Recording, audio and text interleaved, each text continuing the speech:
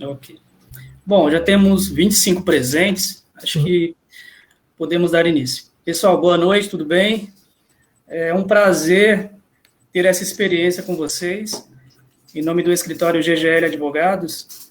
É uma experiência nova, é um ensaio de uma experiência que a gente quer repetir de agora por diante, por conta de já ser um projeto antigo, mas também de a gente querer inovar em, como o Cleiton falou desde o início, em passar informação de qualidade e se comunicar com o nosso público-alvo, nossos clientes. Eu percebo que nós temos muitos clientes aqui presentes, assistindo o nosso evento, temos alguns amigos, temos pessoas da equipe do escritório, então estamos muito felizes por isso.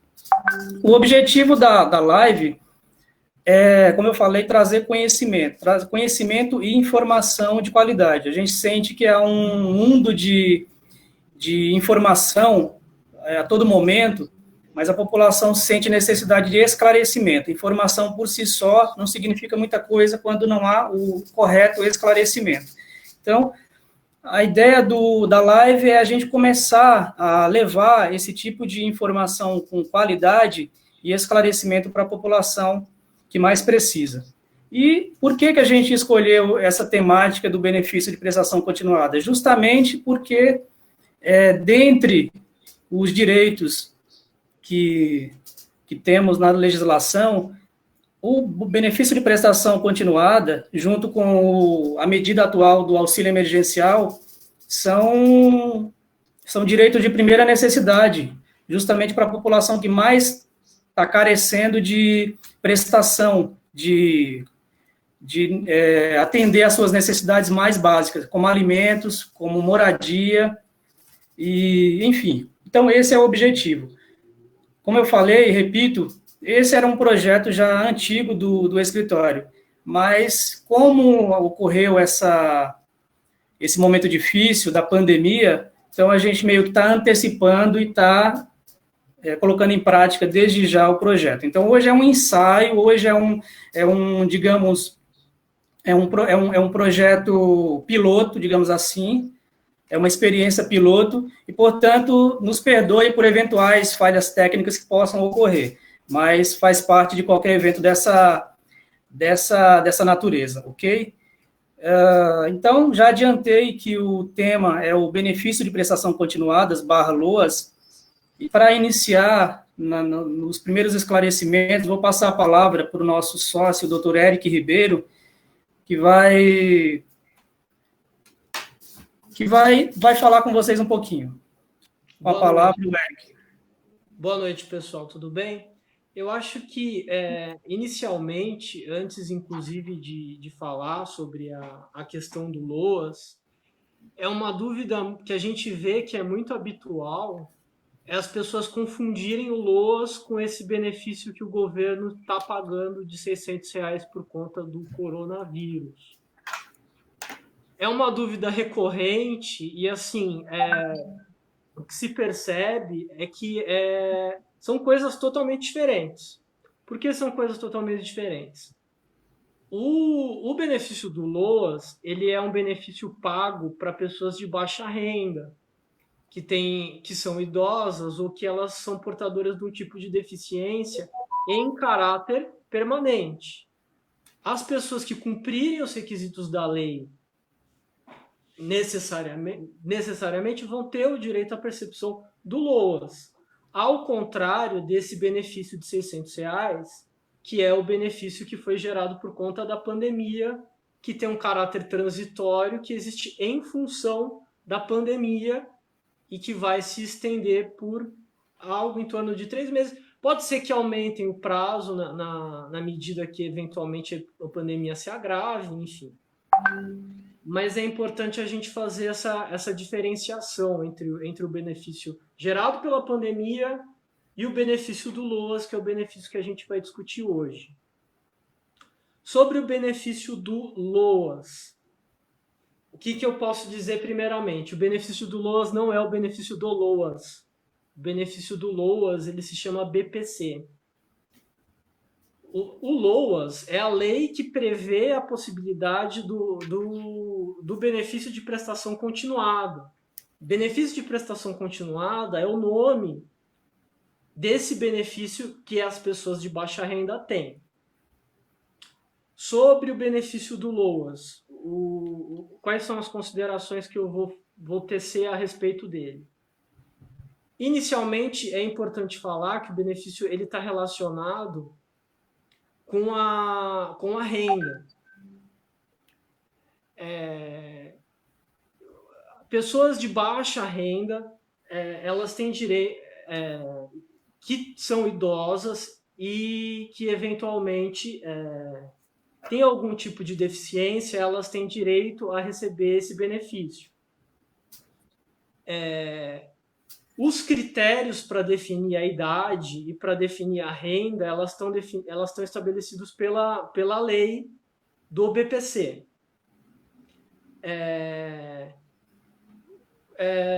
Josivaldo, você tem alguma observação sobre essa questão do LOAS?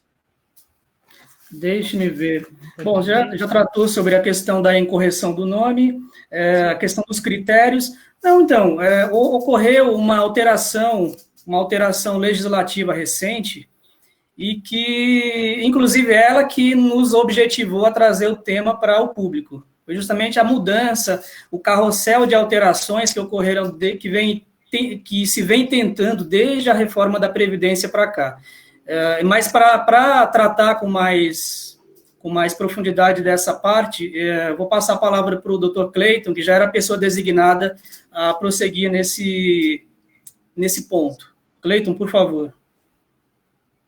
Show. Pronto, levantei estava mutado aqui e já ia começar a falar mutado.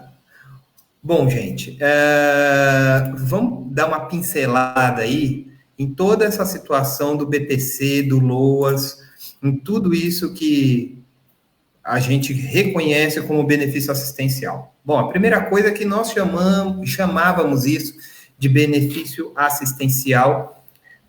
Hoje o nome é errado, é o benefício de prestação continuada. Todo mundo ainda chama, a grande maioria chama de LOAS, não é? Mas vamos chamar pelo nome correto, benefício de prestação continuada, ok? Primeiro ponto, a reforma da Previdência, o ano passado, discutia algumas situações que reduzia o valor do benefício de prestação continuada, tá?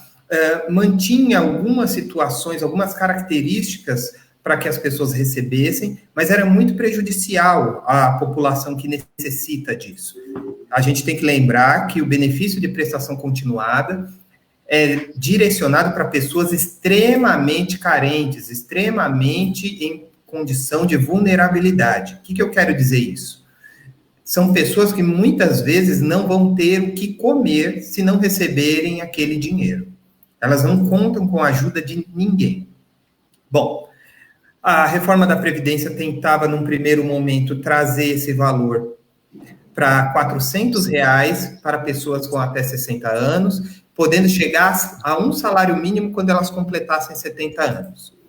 Ainda bem, isso foi derrubado no Congresso e foi instituído aí, foi mantida, na verdade, a regra, que é a regra que vale até hoje. Qual é essa regra? O benefício de prestação continuada paga um salário mínimo para pessoas idosas acima de 65 anos ou deficientes de qualquer idade, desde que comprovada a deficiência por perícia médica do INSS. Qual é a alteração que a Lei 13.982, que é essa lei agora do auxílio assistencial, do auxílio emergencial, trouxe? Ela trouxe um ponto apenas que nos faz pensar e que também acrescenta ao benefício de prestação continuada. Qual é? Antes, uma pessoa que recebesse o benefício de prestação continuada em casa, todas as demais daquele grupo familiar não poderiam receber, salvo em algumas exceções com processos na justiça. Agora, se um idoso recebe o benefício de prestação continuada, um outro idoso pode receber também. Entendam que essa alteração foi feita na lei por conta do coronavírus. Não quer dizer que será para sempre e não quer dizer que ela não possa ser alterada. Mas hoje é o que está valendo. A gente tem que lembrar também que o benefício de prestação continuada não paga 13º, ok? Que de tempos em tempos ele pode ser analisado pelo INSS, isso é uma coisa que a gente pode falar em outras lives, e que a perícia médica, no caso dos deficientes, é condição obrigatória. Hoje as perícias não são feitas mais no INSS por conta do coronavírus. Elas são online, a gente vai falar isso mais para frente, mas lembrem, é necessário que você tenha 65 anos de idade, que você tenha uma deficiência grave, incapacitante para o resto da vida, que você tenha necessidade disso, tá? E o critério da renda é aquele que a lei já falava lá atrás e que se mantém. 1/4 do salário mínimo, toda essa análise que é feita pelo INSS, pelo setor de assistência social.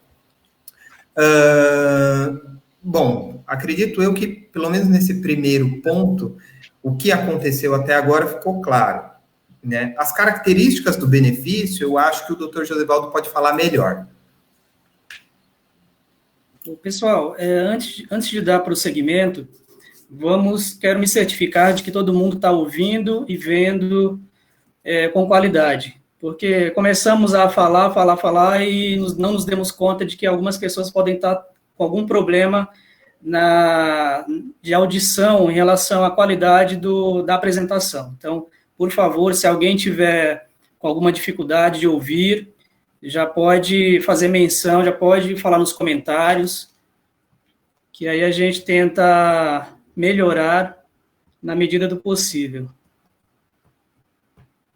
Como colocamos desde o início, a ideia é que esse encontro seja uma experiência inovadora, mas assim, estamos cientes de que a qualidade pode não ser das melhores nesse momento, inclusive a internet vive oscilando nos melhores programas e na internet.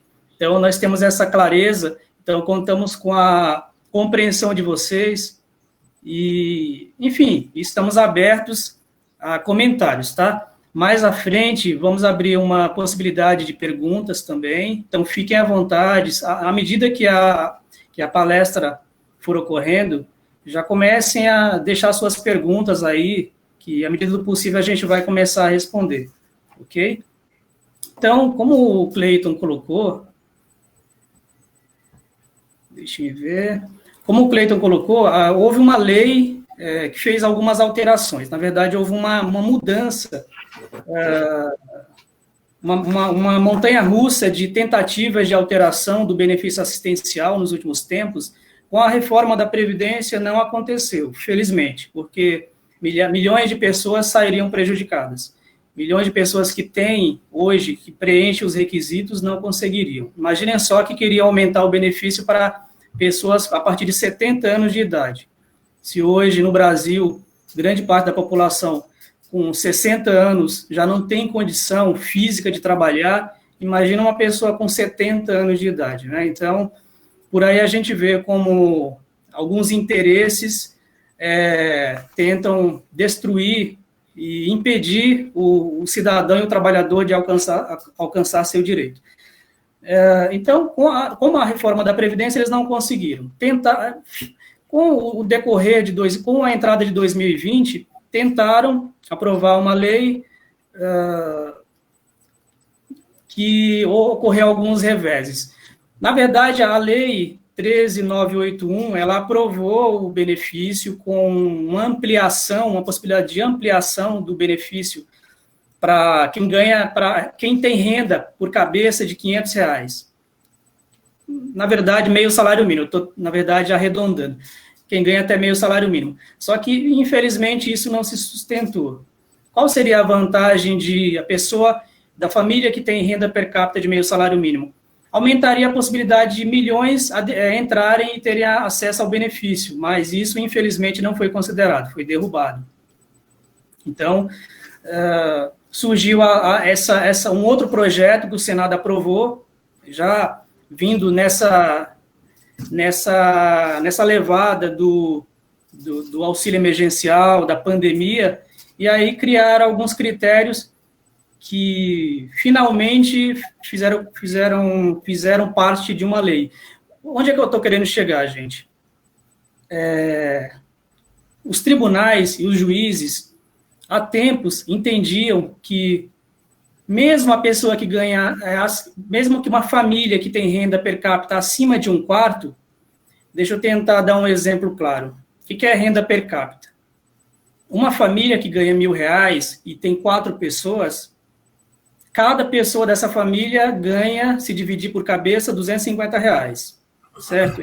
Isso é considerado a renda per capita. Então, eu estou arredondando o salário mínimo, que hoje é 1.045, reduzindo para 1.000, só para título de exemplo. Então, se uma pessoa se uma família tem uma renda somada, o pai, a mãe e 2 filhos, somando a renda de todos, soma R$1.000, a renda por cabeça seria R$250, certo? A lei, ela falava que a família que tivesse renda de até 1/4 teria direito ao benefício. E isso somado à questão da idade, idoso 65, ou deficiente qualquer idade. Então, a soma de deficiência ou idade de idoso, mais a renda per capita, que não ultrapassasse 1/4 do salário mínimo. Onde eu quero chegar? Com essa lei atual, 13982 de 2020, que foi publicada no dia 2 de abril, houve uma ampliação da possibilidade da renda por cabeça ser maior. Então, assim, aquela família que antes, que ganhava, vamos supor, que somando a renda dava R$1.500, deixa-me ver se o exemplo está adequado. Bom, eu falei que R$1.000 era a renda por cabeça dava 250. Portanto, essa renda, pela lei, pelas regras anteriores, era o limite. Então, se a renda daquela família aumentasse para R$1.001, já não comportaria acesso ao benefício assistencial, porque passaria de 1/4 do salário mínimo, ok? Com essa nova lei, houve uma possibilidade de ampliar a renda por cabeça, ou seja, se a renda daquela família aumentar um pouquinho mais, de maneira que dividindo por cabeça, chegue a meio salário mínimo, pode ser que o INSS ou o juiz, no caso de uma ação judicial, considere que a lei, que aquela família tem direito ao benefício, que a pessoa o requerente que deu entrada ao benefício tem direito. Por quê? Porque a renda dividida pela família por cabeça não vai ultrapassar 1/4, mas vai chegar no máximo meio salário mínimo. E, portanto, isso aí seria uma ampliação que favoreceria a muita gente a ter acesso ao benefício. Hoje, muita gente que ganha, somado a renda da família, R$2.000, não tem direito. Oi? Alguém vai... Eu posso fazer um adendo, Josevaldo? Perdão, não entendi. Não, é só fazer uma observação com relação a essa questão claro, da renda. Claro. Principalmente as pessoas que têm deficiência, muitas vezes elas têm umas despesas extremamente altas, que não existe a possibilidade, muito embora às vezes a renda por cabeça seja muito superior àquela que determina a lei, a pessoa não consegue se sustentar, ela continua numa condição de miserabilidade. Então, o que o INSS e o Judiciário fazem é relativizar esses critérios da lei, fazer com que esses critérios não sejam absolutos. Eu acho que é mais ou menos isso que o Josevaldo quis contextualizar na explanação dele. Perfeito, perfeito. Então, há anos os tribunais e os juízes vinham com discussões tamanhas por conta dessa questão aí do... Pode continuar. Oi, pode falar. Pode continuar. O delay aqui está causando uma confusão. A gente acha que alguém está falando e, na verdade, não está. Então, só retomando. Há tempos que haviam discussões judiciais através de processos de que as pessoas, mesmo que ganhavam que tinham renda acima de 1/4 do salário mínimo, tentavam o benefício, mas não conseguiam. Algumas conseguiam, algumas não conseguiam. Então, havia muita insegurança jurídica, porque alguns conseguiam, alguns não conseguiam. Mas todo mundo sabe que quem numa família não ganha mais do que meio salário mínimo, né, dividido por cabeça, é uma pessoa pobre, né? Então, me parece que agora a lei, ela reconheceu isso, que é a possibilidade de quem ganha da renda per capita acima de 1/4 do salário mínimo, ser possível ter acesso ao benefício. Mas aí, a lei elenca uma série de requisitos para que isso seja possível. Cleiton, quais seriam esses requisitos? Se você puder complementar, por favor. Vamos lá. Como eu falei antes, hoje os requisitos da Lei 13.982, basicamente, eu preciso sempre reforçar isso. O benefício de prestação continuada não sofreu alterações nos seus requisitos, os seus principais requisitos, digamos assim. Quais são? A pessoa deve ter 65 anos de idade, ou seja, ser idoso, ou ter uma deficiência permanente, incapacitante, comprovada por perícia médica do INSS. Então, esses 2 requisitos aí são os iniciais. Depois disso, nós vamos partir para a análise econômica dessas pessoas. Hoje se tem muito claro de que 1/4 do salário mínimo para um grupo familiar, não importa quantas pessoas, mas também por conta do auxílio emergencial, por conta dessa lei promulgada por conta aí do coronavírus, nós temos a situação em que mais de uma pessoa dentro desse grupo familiar podem receber o benefício de prestação continuada, coisa que não era possível antes. Então, os requisitos básicos são esses. O que eu acho importante frisar é que toda essa análise que é feita pelo INSS, que é feita pela Previdência Social, isso deve ser respaldado com documentação. Obviamente, o RG comprova que a pessoa tem 65 anos de idade. Como que se comprova uma deficiência? Se comprova com documentação médica, perícia médica. Aí vocês vão me perguntar, como que essa perícia vai acontecer em tempos de coronavírus? É isso que eu vou explicar agora. O trabalho hoje, gente, é para se evitar a contaminação da população. Então, é óbvio que ir a uma agência do INSS não vai ser a melhor solução para você pedir o seu benefício de prestação continuada hoje, dia 14 de abril. O que você vai fazer? Você tem 3 canais.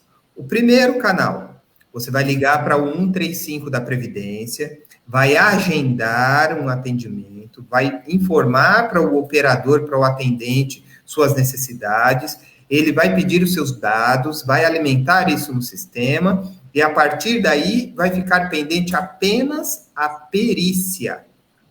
Essa perícia eu já vou explicar no final como vai acontecer. Primeiro canal. Segundo canal, como que vai ser feito isso? Por um sistema pela internet chamada Meu INSS. É um pouco mais complexo. Geralmente eu acho que isso não consegue ser feito pelos próprios segurados, pelas pessoas. Mas o Meu INSS, na verdade, é um site do próprio governo que reúne todas as informações da Previdência Social para essa pessoa. Lá ela se cadastra, ela inclui os documentos de uma maneira própria, num padrão próprio, envia todos os documentos para a Previdência Social e a Previdência Social faz a análise disso. Lembrando, se precisar de perícia, e vai precisar, porque é obrigatória a perícia para o benefício de prestação continuada, eu vou explicar já na frente como que isso vai acontecer. E o terceiro canal, que não é o recomendado, que é uma coisa que está sendo feita no caráter emergencial, que é ir à Previdência Social, a agência da Previdência mais próxima, e passar pelo plantão de atendimento de urgência. Entendam, em época de coronavírus, isso não é recomendável. Então, vamos trabalhar com os 2 canais que nós falamos, o 135 e o Meu INSS. O grande problema hoje da população é, como que eu vou mandar o meu documento para o INSS? Bom, para você encaminhar o seu documento para o INSS, como eu disse antes, você vai ter que usar da internet, tá? Se você imagina que vai ser cansativo, vai ser trabalhoso, que você não vai conseguir, eu sugiro que você procure a ajuda de alguém que faça isso para você. Pode ser um familiar, pode ser um advogado, pode ser um amigo, mas alguém que tenha domínio de internet, porque você vai precisar.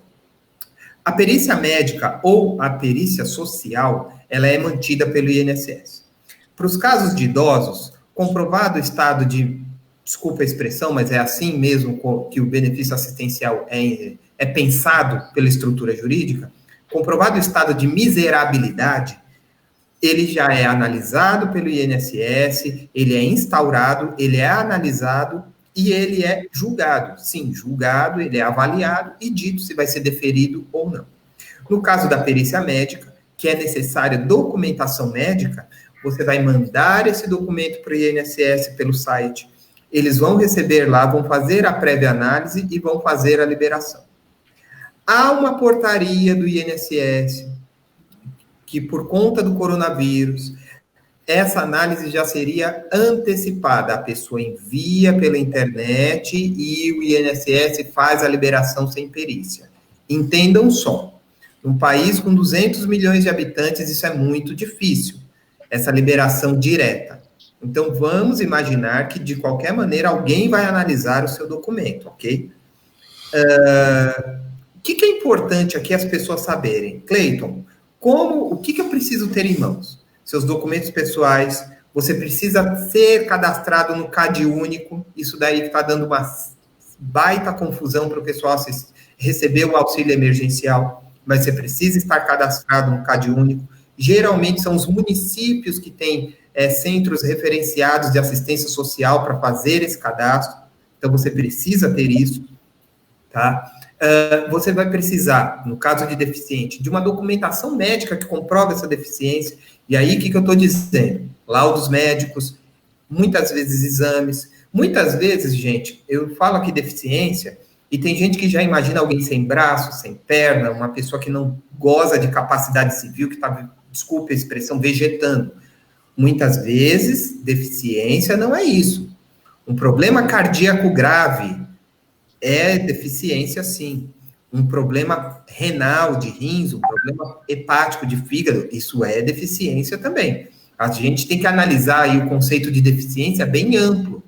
Se por acaso até você disser que tem um problema renal crônico, que você não consegue trabalhar por conta disso, e o INSS negar o seu pedido, você pode ir ao judiciário. Porque existem situações que só uma perícia médica judicial vai conseguir, de fato, determinar que você tem esse direito.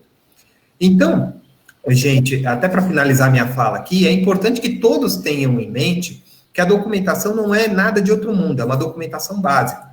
O que vai contar bastante é a análise que se faz da perícia social, tá? E da perícia médica. Por que perícia social? Porque uma pessoa do INSS vai até a residência do segurado, a pessoa avalia o estado, a situação econômica do segurado e chega a uma conclusão de como ou quanto ele tem de rendimento, se ele pode receber o benefício.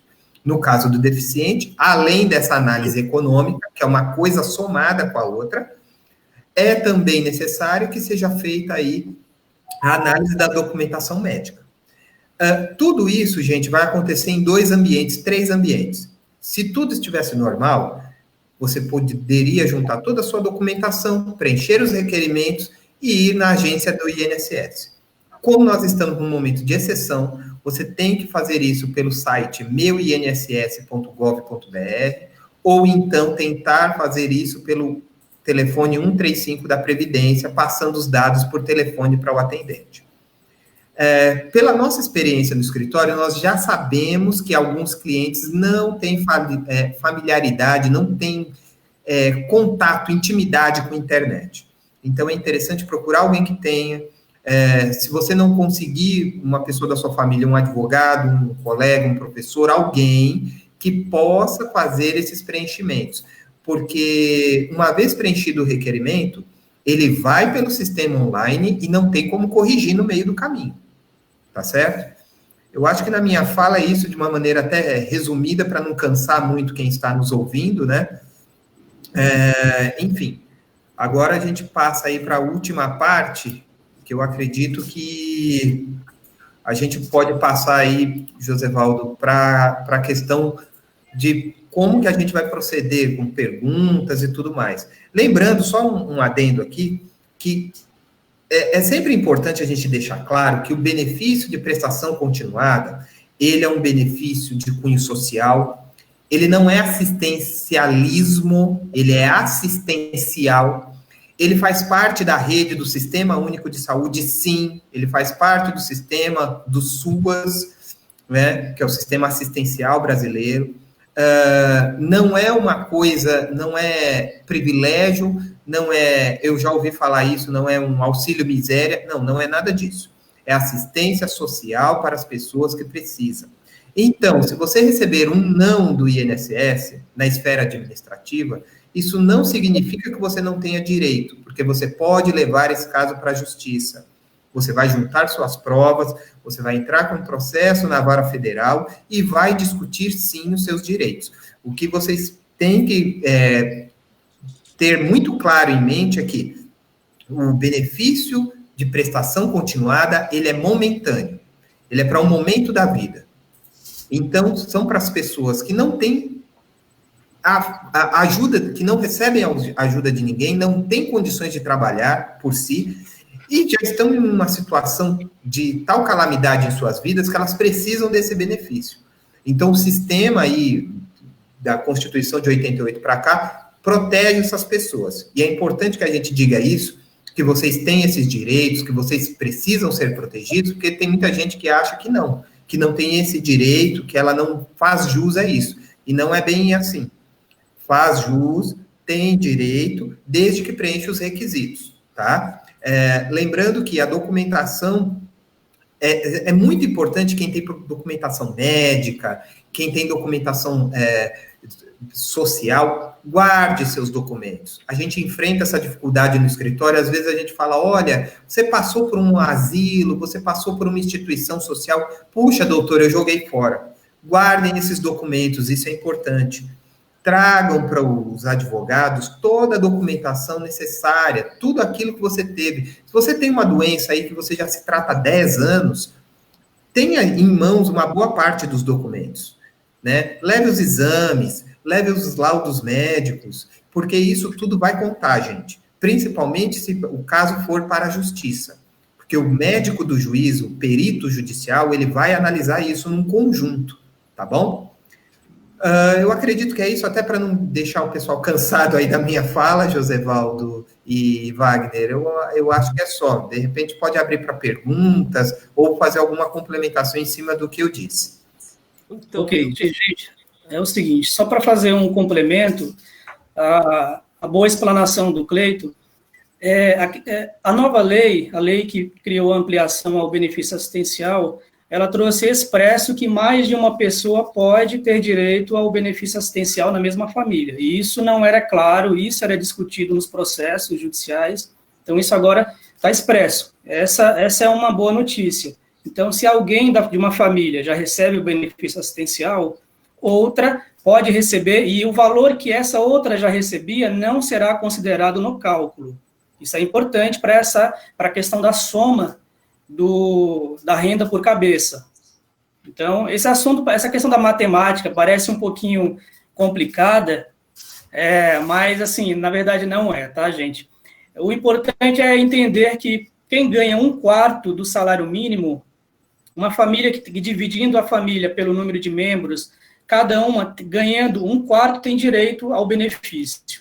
E hoje, com a nova lei, esse número não é rígido. Se passar um pouquinho de 1/4, ainda assim pode ser que consiga, dependendo dos requisitos e critérios que o Dr. Cleiton fez em sua explanação. Um outro ponto que eu queria destacar, então a renda per capita já foi, a questão de mais de uma pessoa da mesma família receber, ok. Aí, com a questão da pandemia, nessa lei trouxe também uma possibilidade de quem é requerente do benefício assistencial, mas não teve ainda o resultado, ter direito à antecipação de 3 parcelas de R$600. Então, para pessoas que já deram entrada no benefício assistencial, mas ainda não tiveram resultado, e estão com dúvida se vão ter direito ao auxílio emergencial, aquele que o governo está liberando, Então, vocês têm direito de obter 3 parcelas de R$600, como adiantamento do seu benefício assistencial, que será deferido ou não futuramente. Então, caso alguém tenha alguma dúvida sobre isso, exponha nos comentários, ou nós responderemos em seguida, ou depois, em privado, caso a pessoa queira a resposta dessa maneira. Um outro ponto que eu queria complementar ao que o Cleiton colocou, é a questão dos procedimentos. Muita gente dá entrada por conta própria, e tem direito de dar entrada por conta própria mesmo, não é obrigado a contratar advogado para isso. Só que muitas pessoas, por desinformação, acabam preenchendo a ficha do INSS com informações incorretas. Então, fala o número de membros de maneira irregular, fala que um membro ganha mais do que ele realmente ganha. Por desinformação ou ingenuidade, acaba passando uma informação que não deveria, e aí, na hora que o servidor público do INSS vai fazer a verificação para a concessão ou não do benefício, ele muitas vezes nega por um detalhe que a pessoa deixou passar e preencheu indevidamente. A pessoa do INSS, é importante deixar claro, ela não vai se preocupar na concessão do benefício. A intenção do órgão é negar benefícios. A intenção do governo é pagar o menos possível.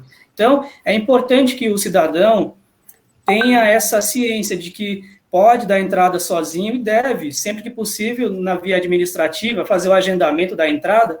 Só que na hora de preencher o relatório, a ficha do INSS, preste atenção nas informações, porque se tiver dado incorreto, vai ser negado. Então, assim, nós fazemos isso diariamente, o escritório orienta as pessoas, o escritório cuida de processos, nós agendamos para muita gente, porque as pessoas podem optar, eu entro sozinho ou eu contrato um advogado para cuidar para mim de tudo e me dar uma assistência completa. Na verdade, é para isso que nós existimos, é esse o nosso papel enquanto advogados. Então, mas, como informação de utilidade pública, é bom deixar claro que cada um pode entrar por si mesmo, agendar, só tem essa cautela sempre que forem preencher as fichas, pessoal. Eric? Então, é que é interessante salientar que a gente já teve muito cliente que tentou fazer por conta própria e acabou não tendo benefício, e depois, quando ele buscou ajuda técnica, ele conseguiu fazer esse esclarecimento. Inclusive, a gente teve um LOAS no começo do ano que foi mais ou menos assim. O cliente ele foi na agência, ele prestou a informação errada, teve o benefício indeferido, e depois que ele buscou a nossa assistência, ele recentemente conseguiu receber. Então, eu acho que, assim, é mais ou menos parecido como é na Justiça do Trabalho. A Justiça do Trabalho você pode recorrer diretamente, mas é uma coisa que não é recomendável. Por quê? Porque existe uma certa burocracia que as pessoas não estão acostumadas, elas não pedem benefício todo dia.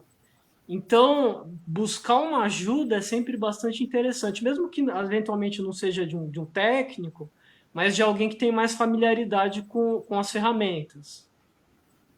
Ok. Só se apare. Gente, mas só mais um complemento antes da gente passar para o nosso moderador para as perguntas, para as eventuais perguntas. Sim. A deficiência que o Dr. Cleiton colocou em sua fala, ela se refere, para efeito de concessão do benefício assistencial, ela se refere à deficiência que tem um impedimento de longo prazo, tá? Então, não adianta a pessoa ter um impedimento de 6 meses, eu machuquei o dedo e vou ficar impedido de trabalhar por 6 meses, por 1 ano. Não, isso a lei não concede. Por essa razão, mesmo que a pessoa atinja o requisito da renda, de 1/4 do salário mínimo, mas se a deficiência ela não é de longa data, não vai conseguir o benefício, tá? Qual é o prazo hoje que a justiça, que a jurisprudência entende como razoável para a deficiência servir como atender esse pressuposto do requisito? 2 anos. Teve cerca de 2 anos de impedimento de uma deficiência que dura no mínimo 2 anos, dá para discutir a questão do benefício assistencial, tá? Só mais essa dica, essa fala para complementar o que foi explanado anteriormente. E, bom, vou passar para o nosso moderador para prosseguimento. Perfeito. pelo feedback do pessoal aqui que está nos assistindo aqui, tá indo tudo muito bem, o pessoal está ouvindo bem, está elogiando, tá legal. E, pessoal, façam perguntas agora, tá? Fica à vontade aí. Inclusive, já tem uma pergunta aqui da Simone Feitosa. Ela está perguntando aqui, ó. No caso de criança menor de idade que foi requerido LOAS, mas está aguardando a perícia médica, como recebo o adiantamento e auxílio emergencial? Essa é a pergunta que ela está colocando. Bom, gente, como eu falei, o auxílio emergencial não tem a ver, não é sinônimo de LOAS, são benefícios diferentes. O auxílio emergencial de R$600 do governo Bolsonaro, que foi criado e aprovado pelo Congresso, ele tem uma função temporária. Então, adiantamento, são 3 meses de benefício de R$600 a R$1.200. O benefício assistencial, ele tem uma outra natureza e a tendência dele é ter longa duração. Para a questão de quem... Então, assim, a pergunta, pelo que eu entendi, tem a ver com quem tem um LOAS, mas não recebeu o auxílio emergencial. Então, assim, uma coisa não impede a outra. Eu entendo que o auxílio emergencial, a família do requerente, ela pode pleitear o auxílio emergencial, desde que cumpra os requisitos do auxílio emergencial, idade mínima de 18 anos, renda de até R$3.135 por família, e informal, autônomo, desempregado. Né? É isso. Tá? Se a pergunta era nesse sentido, bom, meu entendimento é esse. Perfeito. Tem mais uma pergunta aqui da Leni Rocha. Ela está falando aqui, ó. Tenho 63 anos e tenho cardiomiopatia grave e já dei entrada no INSS, sendo que minha avaliação social era para a avaliação social, que ela quer dizer, acho que é a perícia, né? Era para acontecer no dia 28 de março. E o INSS já se encontrava fechado por conta da pandemia. Então, haverá um adiantamento no auxílio emergencial? Essa é a pergunta dela. Para depois acontecer a avaliação da perícia? Bom, eu entendo que a forma da pergunta, ela segue o mesmo sentido da pergunta anterior. Uhum. Eu acho que o termo auxílio emergencial não é o devido, seria a minha explicação sobre o benefício assistencial é que há uma previsão na lei do benefício assistencial e não do auxílio emergencial, de que quem tem requerimento de LOAS do BPC poderá ter um adiantamento de até 3 parcelas de R$600. É que há como se diz, uma semelhança. O valor é o mesmo e o adiantamento é o mesmo. São 3 parcelas. Mas quem tem BPC, o benefício assistencial, aguardando perícia, pela lei, diz que teria direito a uma antecipação de 3 parcelas de R$600, certo? Agora, se isso é cumulativo com o auxílio emergencial, gente, aí é uma discussão que a gente precisa se aprofundar para dar uma resposta mais concreta. O que deu a entender que ela quis dizer aqui, né, que se a perícia vai acontecer depois do auxílio emergencial. Isso vai depender do INSS, correto? Sim, claro. As perícias estão suspensas, os atendimentos presenciais estão suspensos, mas tão logo essa situação se acalme, volte à normalidade, serão retomadas perícias, audiências e tudo mais. Então, só para ficar claro para a Leni aqui, se a Leni estiver nos ouvindo, né, é que realmente, sim, Leni, você vai receber primeiro o adiantamento do auxílio emergencial, caso você se enquadre no perfil, né, exigido pela Previdência e for aprovado na análise. Posteriormente, quando voltar às perícias, sua situação vai ser agendada de novo, e aí vai proceder com a sua perícia, que é outra coisa, outro assunto, né? Então, fora isso, alguém tem mais alguma pergunta? Pode mandar aí, pessoal. Eu acho que ficou muito bem claro a explicação dos doutores aí, e enquanto ninguém faz uma pergunta, só queria adiantar para o pessoal que está nos assistindo que esse é um projeto, como o Josevaldo e os demais avisaram antes, é um projeto do escritório que é muito bacana, por sinal, né? Sou suspeito, mas realmente é muito bacana, e que vai acontecer outras vezes. A gente ainda está para definir os dias, né? Os temas também vão ser variados, e a gente pede, inclusive, para vocês que estão nos assistindo, enviar para a gente pauta, sugestão de pauta, para a gente poder estar trazendo aqui. A gente quer trazer assuntos que sejam complexos de entender, então a gente quer trazer aqui de maneira mais enxuta, mais clara, né? E direta para vocês. Tem mais uma pergunta aqui, do Wagner Vieira Nogueira. Como é feito o pedido dessa antecipação no caso do LOAS? É a pergunta que ele faz.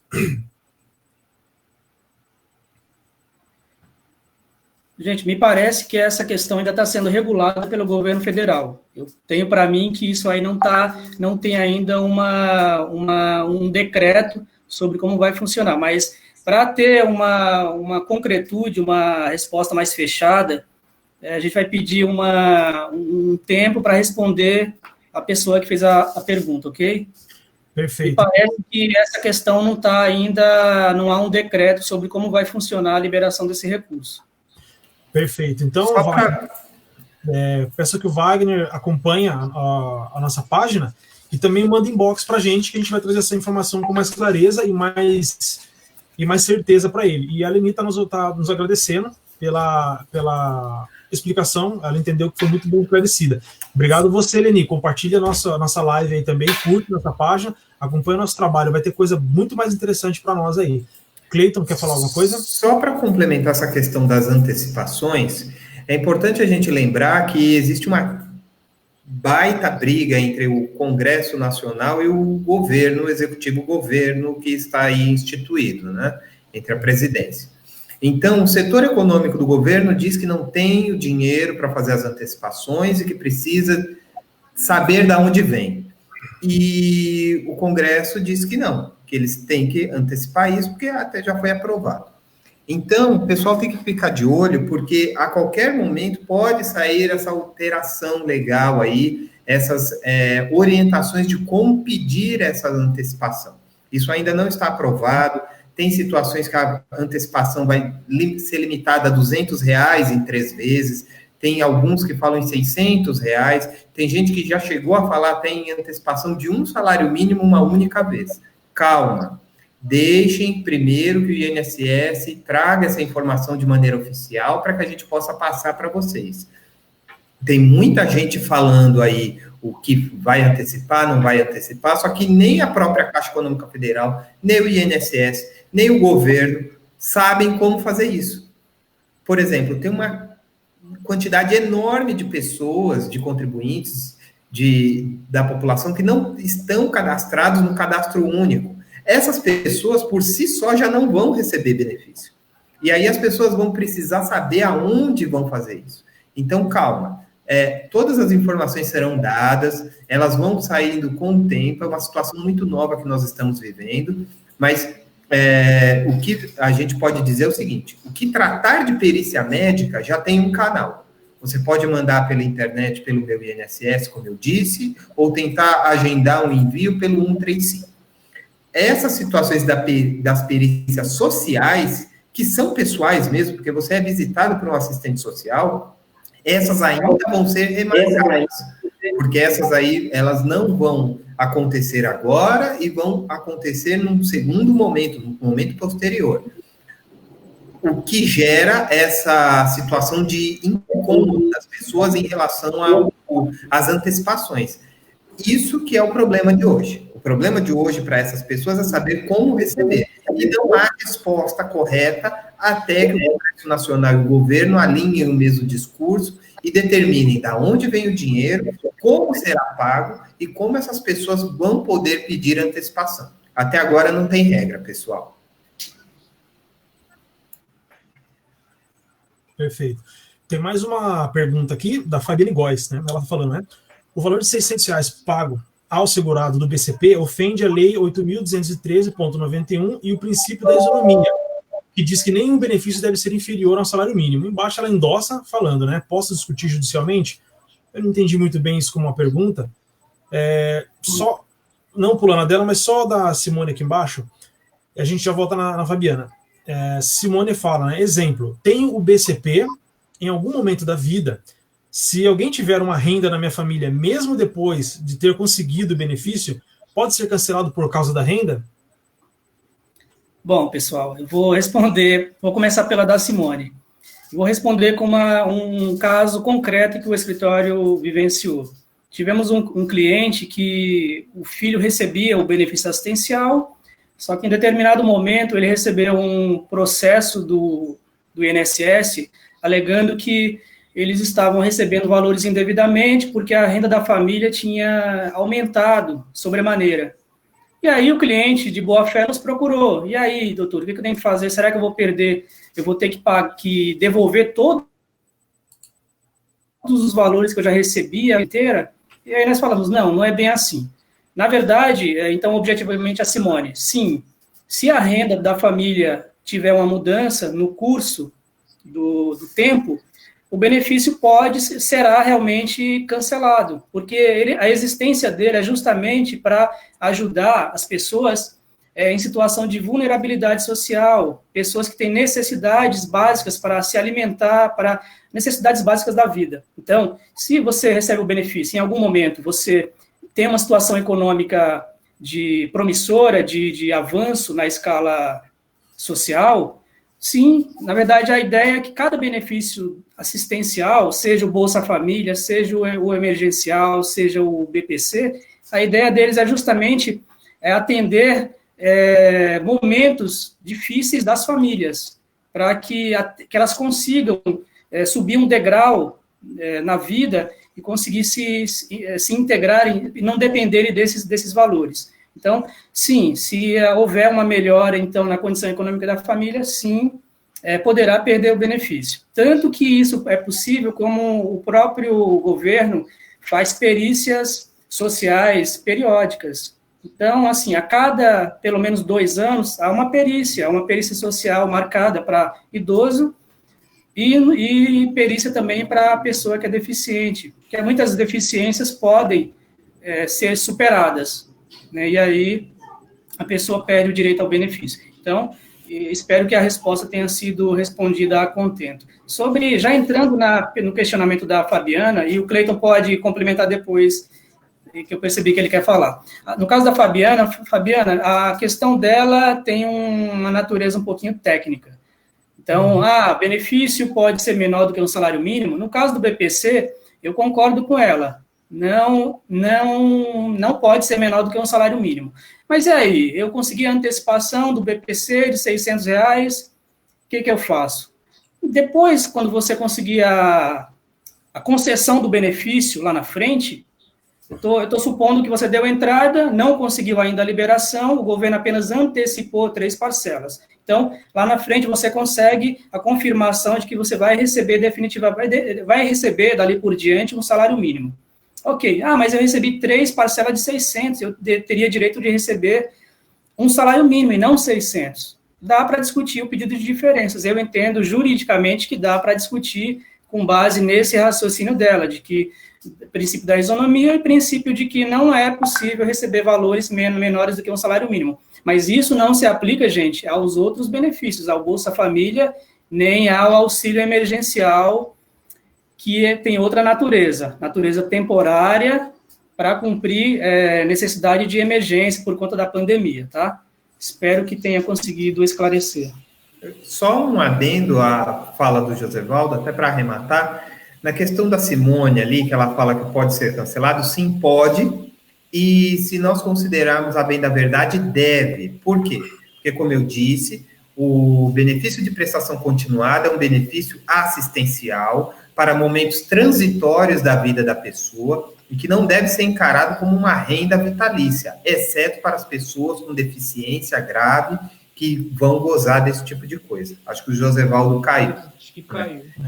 Mas só complementando ainda a minha resposta, então, sim, pode ser cancelado, e lembrando, esse cancelamento acontece muitas vezes automaticamente. Por quê? Porque o cadastro único serve para cruzar informações do INSS, da Receita Federal, do sistema do Ministério do Trabalho, CAGED, que vai analisar toda a vida do segurado e verificar se, de repente, a pessoa recebe um BPC e está trabalhando registrado. Se estiver trabalhando, automaticamente o sistema vai excluí-lo do sistema, vai excluí-lo do benefício.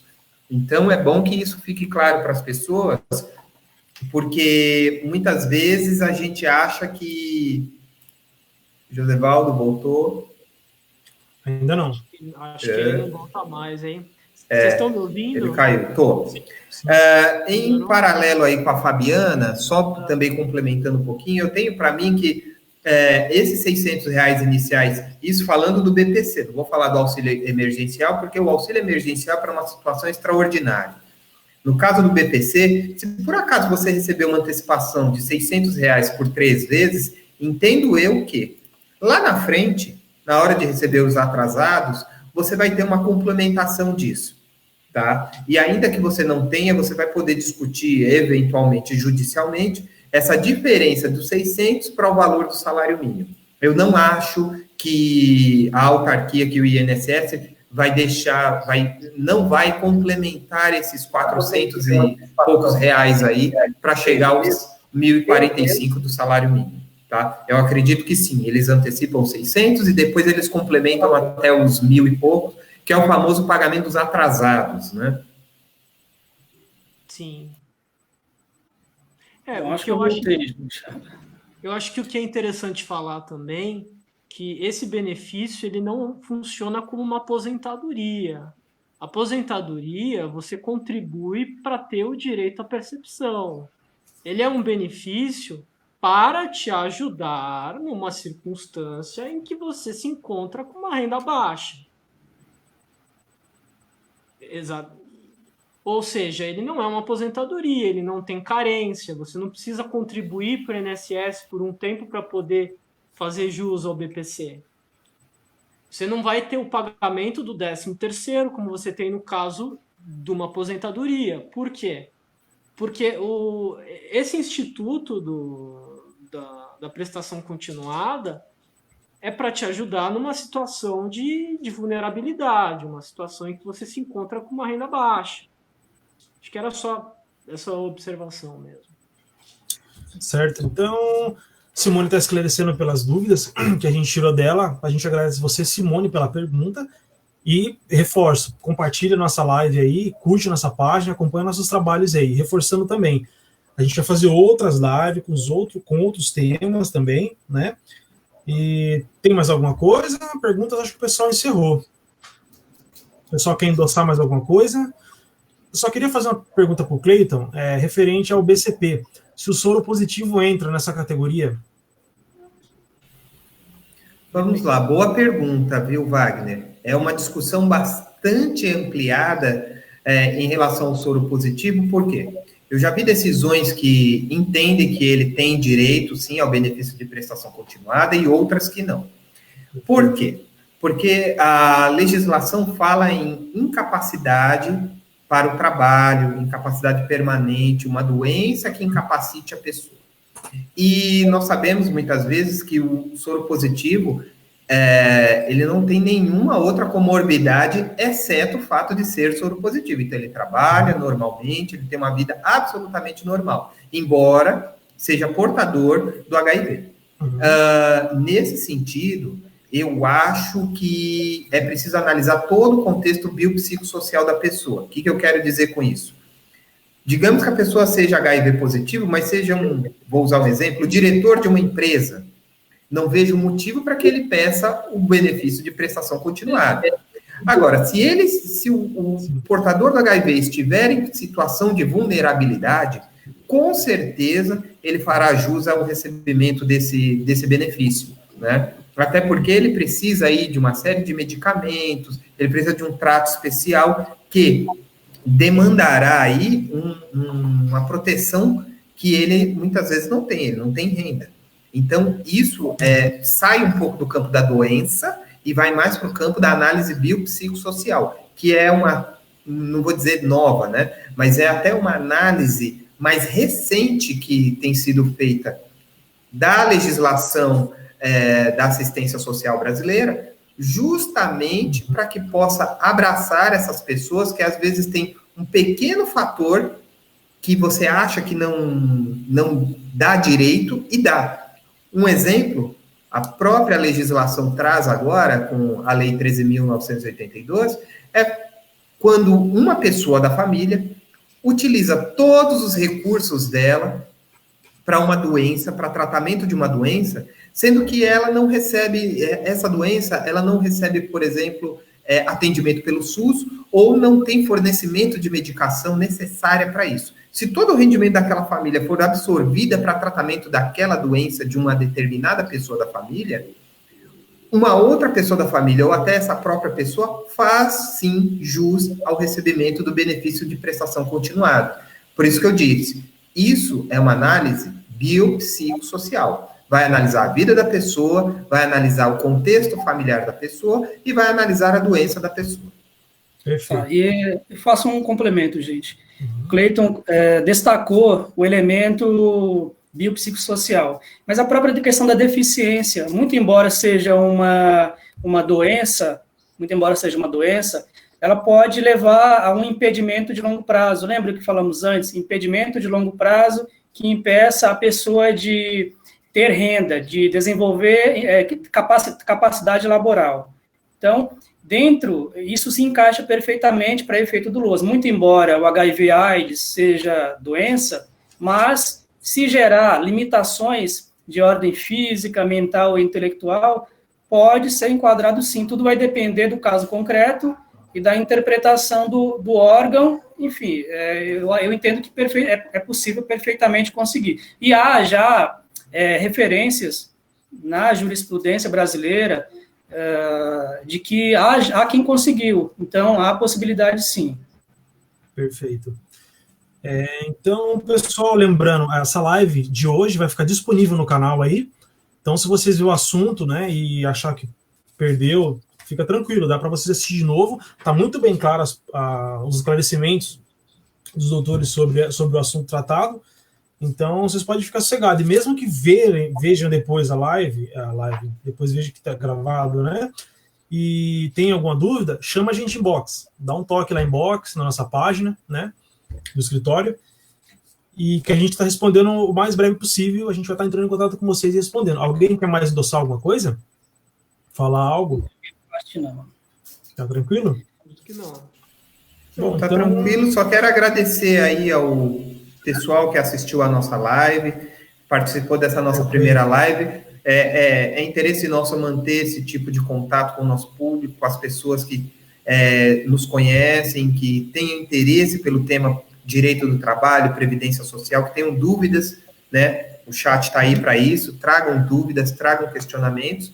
E agradecer a oportunidade de falar para esse pessoal todo. Um abraço.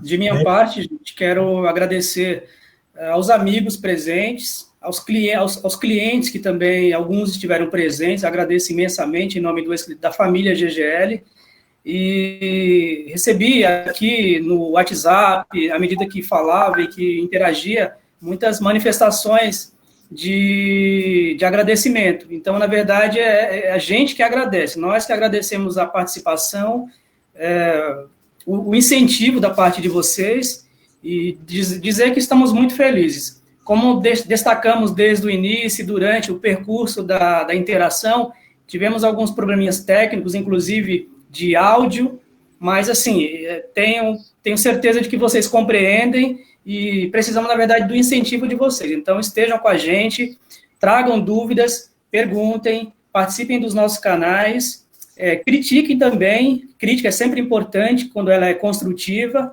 e vamos juntos. Estamos, nesse momento, muito contentes e, assim, é um momento muito difícil do país, do mundo, do planeta, na verdade, por conta dessa tragédia, dessa pandemia. Então, esperamos estar juntos, com saúde, que vocês se cuidem também, enfim, cada um ajudando o outro. Acho que a palavra é solidariedade. Então, muito obrigado.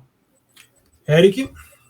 Então, essa live ela não teve como propósito esgotar o tema, até porque o tema é muito amplo e ele tem uma série de detalhes que não caberiam dentro de uma live. Então, eu só queria enfatizar a fala do moderador que qualquer dúvida que vocês tenham, ou dificuldade que vocês tenham com acesso ao sistema, entre em contato. Se puder entrar em contato conosco, a gente vai estar sempre muito aberto para poder ajudar, mas entre em contato, busquem ajuda, não é um sistema fácil e, assim, as dúvidas, nós estamos sempre à disposição, inclusive a gente tem chat no WhatsApp para tirar dúvida, então fiquem à vontade, entrem em contato. Eu agradeço quem assistiu a nossa live e é isso. Então, acho que é isso, pessoal. O pessoal tá todo mundo falando ali parabéns, agradecendo. Eu tô convencido de que realmente foi muito bom o trabalho de hoje. E endossando mais uma vez, isso vai continuar, né? E mais uma pergunta? Não. Então, agradecendo ainda. Mas então, pessoal, acho que é isso, viu? E é isso aí, pessoal. Qualquer dúvida, pode entrar em contato com a página, como o Eric esclareceu ali. Tem um grupo do WhatsApp também, vocês entram lá. Temos um grupo do WhatsApp e até para as dúvidas mais complexas é interessante. Se quiser entrar em contato, a gente entra em contato. A gente esclarece tudo o dia inteiro, gente. Perfeito. Quero mandar rapidamente, quero mandar só um abraço para o pessoal aqui. Eu estou vendo alguns, eu sou o entregador de abraços, tipo Milton Neves, né? Mandar um beijo para Elisete Magalhães, para Leni Rocha, para Marileide Gueiros, Vilma Miranda, do Recife, Leonardo Lima, da Austrália, Joana, Jussiara, para todo esse pessoal que faz parte do nosso dia a dia como clientes, como advogados, como amigos, e que estão aqui prestigiando o nosso evento. Um grande beijo para vocês todos. Josevaldo? Não, eu só queria fazer um retoque, gente, antes de fechar de vez. É o seguinte, essa live ela foi promovida e concebida com a intenção de o foco público-alvo, clientes do escritório, clientes, amigos e eventuais interessados em conhecerem o tema, tá? Então, assim, eventual falta de precisão técnica sobre algum esclarecimento, relevem, porque o foco é levar uma linguagem mais simples para o nosso público-alvo. Então, alguns estudantes de direito, advogados que estejam presentes, então, vão, eventualmente, questionar alguns conceitos, algumas definições, algumas explicações, mas é importante deixar claro que nós tentamos levar o assunto de uma maneira pelo menos, de uma maneira mais simples e objetiva. Então, essa é a finalidade. Espero que a gente tenha conseguido minimamente atingir esse objetivo. Então, se alguém depois acessar a live e encontrar alguma imprecisão, isso acontece, tá? Não estamos imunes a levar precisão nesse evento. Importante é deixar claro que, no grosso, acho que conseguimos passar a mensagem. Acho que é isso que fica. Ok, gente? Obrigado. Legal, pessoal. O pessoal que está falando parabéns, agradecendo aí. Deixa aí de onde vocês são aí, para a gente ter uma base de onde está chegando a nossa live aí. E compartilha com o pessoal aí, tá? E como é a nossa primeira live também, né? Desculpe qualquer falha técnica que teve, ou até mesmo de algum delay que a gente tem, enfim. A gente vai estar procurando melhorar cada vez mais essas lives, tá? Para levar um conteúdo cada vez mais de qualidade para vocês. Então, acho que por hoje é isso, já está um pouco tarde, né? Agradeço mais uma vez a todos os parceiros, amigos, clientes, né, do escritório que estiveram presentes aqui, aqueles também que queriam estar e não puderam. Eu agradeço muito vocês e a gente estamos junto aí. Qualquer coisa, aqueles mesmos esquema, dá um toque, chama inbox, não vou ficar sem resposta não. E é isso aí, pessoal, e fique em casa, hein? Tchau, pessoal, boa noite. Fique em casa.